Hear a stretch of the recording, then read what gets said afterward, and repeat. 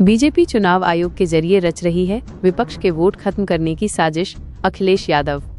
Lucknow. Samajwadi party Sapa के राष्ट्रीय अध्यक्ष अखिलेश यादव ने भारतीय जनता पार्टी बीजेपी पर एक बार फिर गंभीर आरोप लगाते हुए दावा किया है कि बीजेपी चुनाव आयोग ईसी के माध्यम से विपक्ष के वोटों को खत्म करने की एक बड़ी साजिश रच रही है।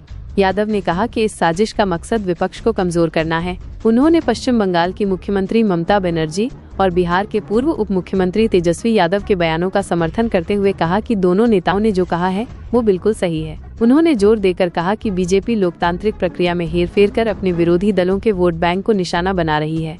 अखिलेश यादव का यह बयान ऐसे समय में आया है जब देश सभा चुनाव का माहौल गर्म है और विपक्षी दल लगातार चुनाव प्रक्रिया की निष्पक्षता पर सवाल उठा रहे हैं। उन्होंने अपनी पार्टी के कार्यकर्ताओं से सतर्क रहने और बीजेपी की कथित साजिशों को विफल करने का आह्वान किया। हाँ नहीं जो होता है जिसके अंदर बैठे कुछ होता है बोलते हैं, जो भी कुछ हो।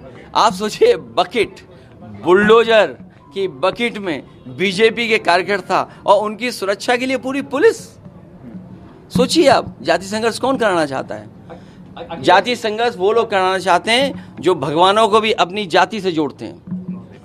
कोलकाता के मेडिकल कॉलेज में एक बार फिर से रेप हुआ है। पुलिस ने 2 अक्यूज पकड़े हैं, बट डॉक्टर्स की सेफ्टी पे डॉक्टर्स वहां के आरोप लगा रहे हैं। कोलकाता का मामला है। देखिए, मैं बंगाल के लोगों से और खासकर आदरणीय मुख्यमंत्री जी से कहना चाहूँ, बहुत सावधान रहिए बीजेपी से।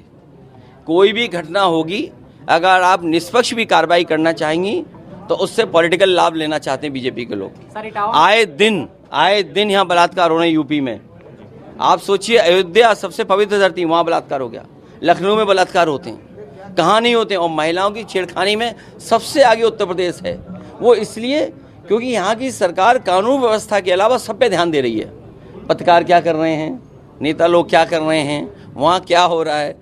तो अगर कानून व्यवस्था पे ध्यान नहीं देंगे तो यही हालत होगी। उत्तर प्रदेश नंबर 1 है सब चीजों में। अरे भाई, ये बताओ, इस सरकार ने पाल बेटी को न्याय नहीं दिलाया। इस सरकार ने पाल बेटी को न्याय नहीं दिलाया। उसके पिताजी पे झूठे मुकदमे लगा दिए, जेल भेज दिया।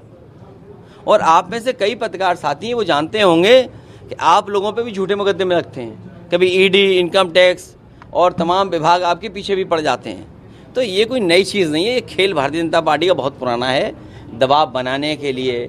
पुलिस किसकी है? पुलिस कोई संविधान से थोड़ी चल रही है। पुलिस भारतीय जनता पार्टी का कमल लेके चल रही है। पुलिस संविधान से नहीं चल रही है। पुलिस भारतीय जनता पार्टी का कमल चुनाव चिन्ह लेके चल रही है। अब समझ लो क्या न्याय मिलेगा आपको। और नहीं मानते, अगर आपको एग्जाम्पल देखना है, आप सरकार के खिलाफ खबर चला दो, आपका बजट कट जाएगा।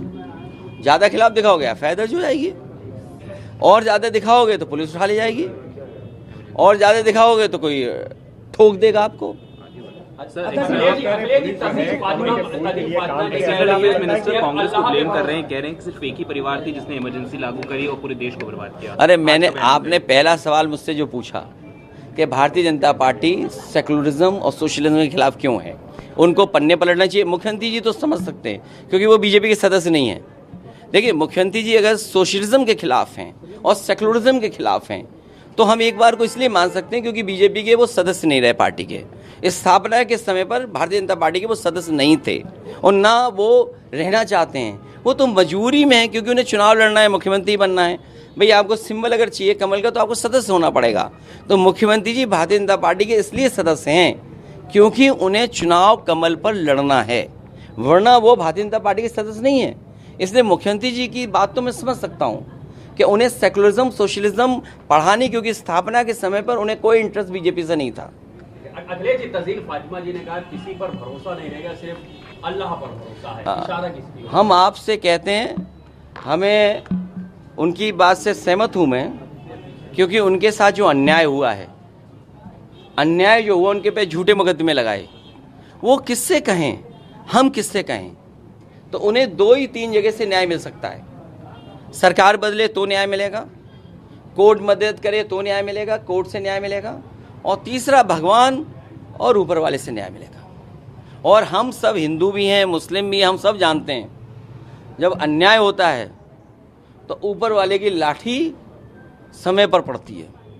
सवाल है, नोएडा में 60 से ज्यादा महिलाओं को बंधक बना के रखा गया। हाँ सर, ये ओल्ड एज का मामला है, बहुत बुरी हालत में महिलाएं। देखिए, ये भारतीय जनता पार्टी के लोग किसी को खुश नहीं रख सकते।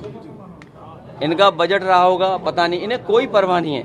इन्हें केवल परवाह है कि लोगों को अन्याय, लोगों को दुख पहुंचे, लोगों को तकलीफ परेशानी हो। ये किसी की तकलीफ परेशानी नहीं समझ सकते। ठीक है सर, थैंक यू। अरे तुम भी पसीने में, हम भी पसीने में।